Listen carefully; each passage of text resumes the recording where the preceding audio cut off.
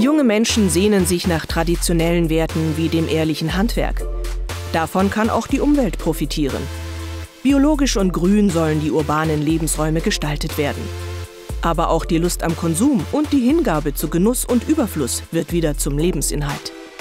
In den kreativen Köpfen unserer Zeit findet man experimentierfreudige Sonderlinge, die durch ihre spielerischen Schöpfungen wieder Leichtigkeit in den Alltag bringen. Trends treffen den Zeitgeist und sind so vielseitig wie die Ausübenden selbst. Von innovativ zu halsbrecherisch, von nachhaltig zu lukrativ. Jagen und Sammeln, das wohnt dem Menschen inne. In unserer Konsumgesellschaft haben sich nur die Inhalte geändert. Trend sind Sneaker, Comics oder beispielsweise Tabletop-Figuren. Und davon möglichst viele. Sammeln 2.0. Seit 2 Jahren beschäftigt sich Alex hauptberuflich mit seiner größten Leidenschaft und dem Hype Sneaker-Sammeln. Mit seinem eigenen Laden Upper Club hat er sich in der Szene einen Namen gemacht. Heute bereitet er sich auf eines der größten Treffen von Sneaker-Liebhabern vor. Nee, wir sind mittendrin. Wir müssen jetzt nochmal die, ich glaube 20 war das, die hat uns noch gefehlt. Wir nehmen nur auf, was wir mitnehmen, damit wir am Ende halt einen Überblick haben, was wir alles dabei haben. Ja, also auf jeden Fall sind so ein paar mit dabei, die jetzt nicht unbedingt überall in dem Sinne zu haben sind und auch die es schon gar nicht mehr gibt. Der Trend um den Turnschuh wurde bereits in den 80er Jahren geboren, als Hip-Hop-Gruppen anfingen, bei ihren Auftritten Basketballschuhe zu tragen. Sneakerheads wurden die Turnschuh-Fans genannt. Auch Alex' bester Freund André ist vom Sneakerfieber angesteckt. Er hilft mit, die Massen an Schuhen vorzubereiten, die Alex zum Event mitnehmen will. Das ist im Endeffekt eine Messe, wo sich halt Sammler und Leute, die Leidenschaft für die Materie haben, halt treffen und kaufen, verkaufen, tauschen. Also ich bin auf jeden Fall schon ein bisschen, ja nicht nervös, aber freue mich. Also die Vorfreude ist recht groß, weil dieses Jahr eben noch größer ist. Dieses Mal soll die Sneakermesse eine ganze Halle füllen, nachdem sie vor 2 Jahren ihre Anfänge in einer Münchner Diskothek gemacht hat. Alex stellt sich auf einen Ansturm kaufhungriger Sammler ein. 2, 4, 6 und dann noch einer. Warte, nehmen wir den. Es bleibt nur ein Abend nach Ladenschluss, um alles zusammenzupacken. Trotz der Hilfe von Alex' besten Freund André wird es spät. Ja. Das war jetzt der letzte. Also, noch nicht ganz der letzte.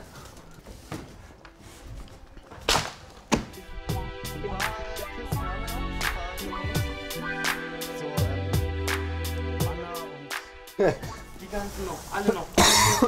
Ja, ja. Alter.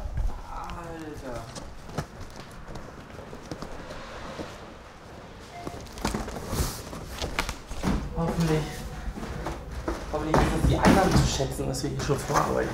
Das ist auch eine wichtige Sache bei uns, dass wir halt viele Leute halt haben, die in meinem Umfeld einfach den Laden gut finden und das total feiern und mich da auch unterstützen. Jetzt? Wenn du Hilfe brauchst, musst du sagen, gell? Warum bringst du mir jetzt die 31, warum noch die 32? Welche haben wir noch eine 32? Hä? Was machst du denn? Ich muss den noch mal drehen, damit ich das alles hinkriege, so wie ich mir das vorstelle. Bleib mal ganz Ach so, okay. Ja, also ich würde sagen, das könnte voll werden, ne? Dann brauchen wir noch unser Lego-Haus. Das müssen wir auch noch sauber machen. Das nehmen wir aber zum Schluss und vielleicht nehme ich das im Auto am besten mit, dass das nicht kaputt geht, weil das wird schon bis hinten voll auf jeden Fall. Hätte ich nicht gedacht, ehrlich gesagt, aber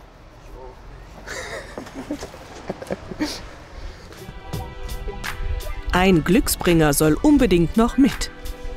unser Lego-Haus, also quasi unseren Laden aus dem Nachbau, den ich gleich kaputt machen werde. Und den muss ich jetzt natürlich noch ein bisschen sauber machen. Basecaps, Schallplatten und Aufnäher statt Briefmarken. Die globalisierte Welt schafft unbegrenzte Anreize. Der Sammeltrend hört für Alex nicht bei Schuhen auf. Selber zu Hause habe ich auch so ein paar Lego-Modelle jetzt irgendwie deswegen. So die Leidenschaft irgendwie wieder gefunden. Und so kennt das Simpsons Haus zum Beispiel. Oder den Helicarrier von Avengers. Mai. Also mir macht Spaß auf jeden Fall. Das ist so eine kleine, ganz gute Ablenkung, wenn man halt so nach Hause kommt und so abschalten will. Dann ist es schon gar nicht mehr so schlecht, auch nochmal was anderes zu haben, außer die Schuhe. Das war's jetzt. Ich mache noch unseren Lego-Laden sauber. Jo. Und dann müssen wir noch kurz saugen. Kannst du das vielleicht noch schnell machen, den Teppich saugen? Ein bisschen, Nur den Teppich? ja, schon mal und hier. Ich glaube, vielleicht noch mal den ganzen Laden kurz. Sammeln im 21. Jahrhundert. Kultivierter Konsum und gleichsam der Wunsch, sich mit Liebhaberstücken von der Masse abzusetzen.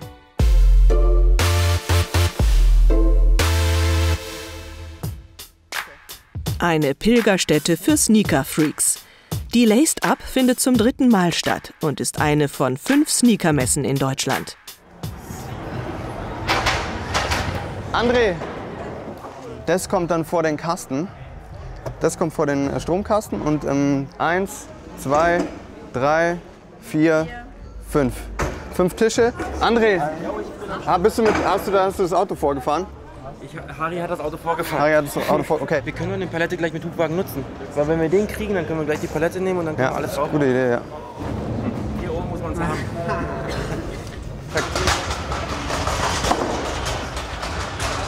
André. Zusammen mit einigen Sneaker-begeisterten Freunden baut Alex seinen Stand auf. Nicht nur kommerzielle Anbieter, sondern hauptsächlich private Sammler werden hier ausstellen. Pass auf, das besprechen wir jetzt noch mal kurz.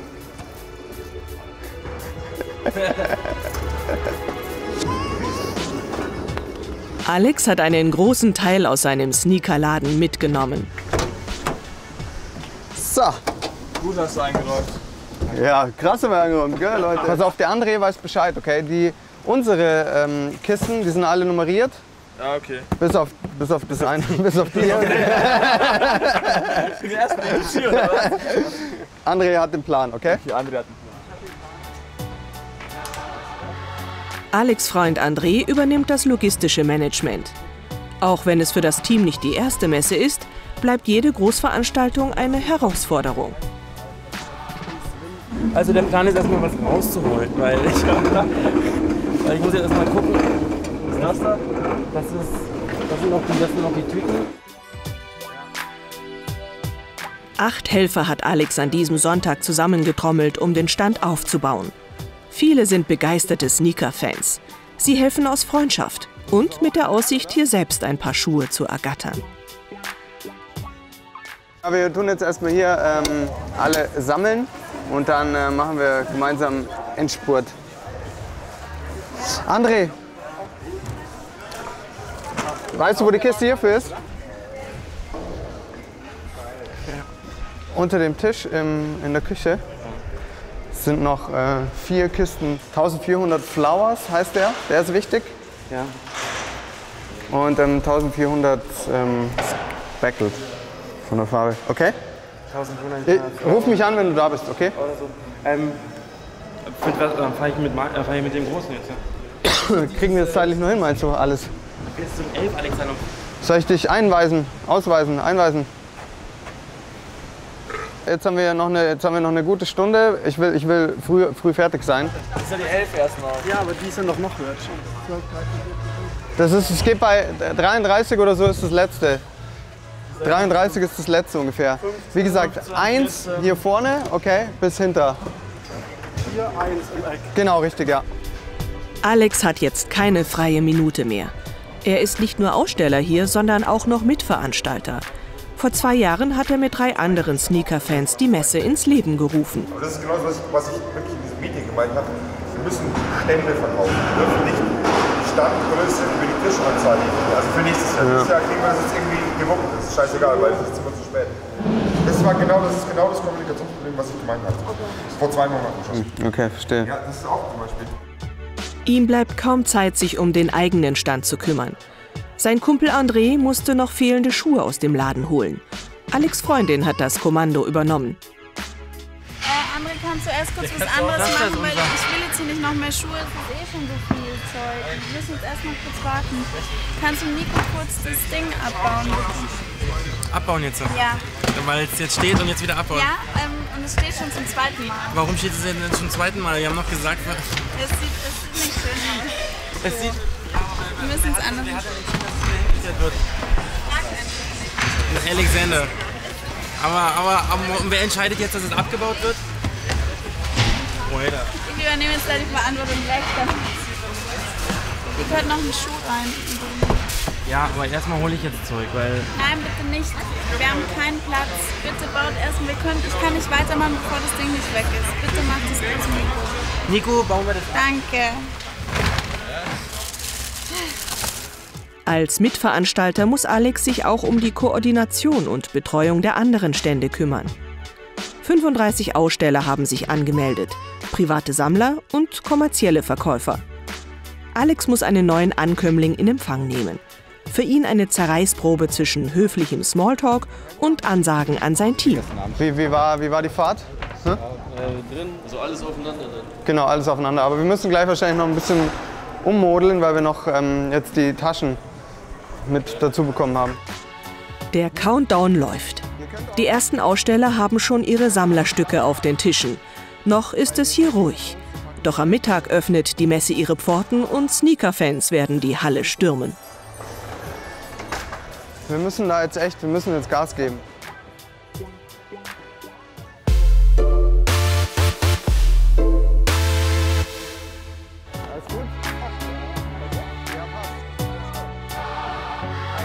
Die Sneaker-Messe kurz vor Eröffnung. Über 30 Aussteller erwarten mindestens 1500 Besucher.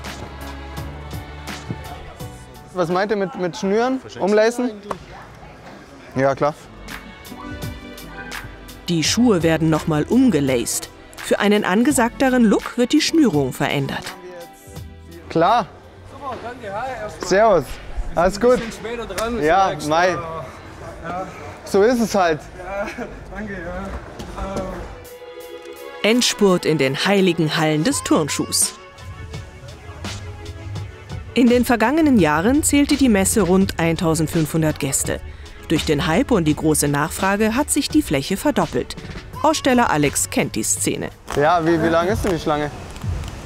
Bis oben zur Hauptstraße. Echt? Das ist echt übel. Alter. Krass. Ich hoffe, so um die 3000 wäre schön. Viele Fans stehen schon seit den frühen Morgenstunden an, obwohl die Messe erst am Mittag aufmacht. Die Jagd auf die ausgefallensten Modelle ist eröffnet. Ja, wir sind heute hier, weil wir, denke ich, die ganze Gruppe hier, die ganze Reihe, einfach richtig Bock auf Sneaker haben. Mega coole Schuhe angucken wollen einfach. Hoffen, dass wir was Cooles abstauben auf jeden Fall, weil genau bei solchen Treffen kriegt man halt immer ziemlich seltene Modelle. Der Lifestyle-Schuhe. Ja, was ist das für ein Lifestyle? Ich weiß nicht, einfach gesehen und gesehen werden. Also das ist, mit besonderen Schuhen fällt man halt auf. Also. Vor allem, wenn man jetzt hier mal so die anderen Gesichter anguckt, also wir sind vorne angekommen und der erste Blick fällt nicht aufs Gesicht, wer hier steht, sondern einfach, wer was anhat. Sind Äußerlichkeiten im Trend? Im Zeitalter von visuellen Medien gewinnt der richtige Look an Bedeutung. Für Alex kam es bei der Wahl seiner Schuhe heute auf was anderes an. Für den harten Messetag hat er sich seine bequemsten Sneaker angezogen. Alex läuft und läuft und läuft. Da bräuchte ich einen Schrittzähler, glaube ich. Ey, keine Ahnung. Ich weiß nicht. Aber so ein paar Kilometer dürfte ich schon drauf haben heute, ja. Die Verkäufer erwarten ein gutes Geschäft. Shopping 2.0. Hier kann auch einfach bargeldlos mit dem Handy gezahlt werden, per Online-Banking. Okay, passt. Ich danke dir. Alex verkauft seine Schuhe zwischen 60 und 250 €. Ein kostspieliges Sammlerhobby. Kostet eigentlich 100, aber ich gebe ihn jetzt für 90, weil ich 90 schon gesagt habe. Wenn mal irgendwas reinkommt, was ein bisschen limitierter ist, ist es natürlich gleich weg. Cooles Modell. Perfekt. Oh, wunderschön. Mir geht gerade voll einer ab. Okay. Voll geil. Jäger auf dem Beutezug. So, ich bin heute auch noch gar nicht dazu gekommen, auf die Füße von den Leuten zu schauen. Weil da erkennt man natürlich auch so den Trend, in welche Richtung es momentan geht, was momentan viel getragen wird. 250 Paar Schuhe hat Alex zu Hause. Seit 14 Jahren ist er leidenschaftlicher Sammler und folgt jedem Trend. Wenn man sich umschaut, wieder ein Superstar. Jordans sind auch viele unterwegs. Puma Disc, Nike Roshe Run.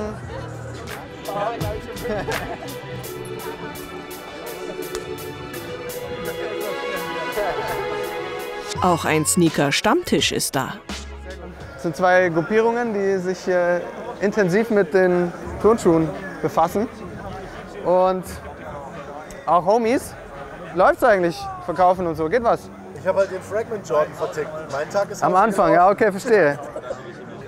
Darf ich den anfassen? Das ist der von Bernhard. Darf ich den mal kurz? Ich würde sagen, ja. Purple Devil zum Beispiel, 800 €. Seltenes Modell, seltene Größe. Die sind vor 2 Jahren erst so richtig explodiert. Ja, die sind ziehen erst an. Ja. Also das ist sogar noch ein günstiger Preis, eigentlich. Also für 800 € ist es ein Schnapper. Ja. Sammelleidenschaft kennt keine Grenzen. Einen hatte ich, den habe ich halt ewig gesucht und das hat mich so gelangweilt, dass ich den einfach nicht ergattern konnte.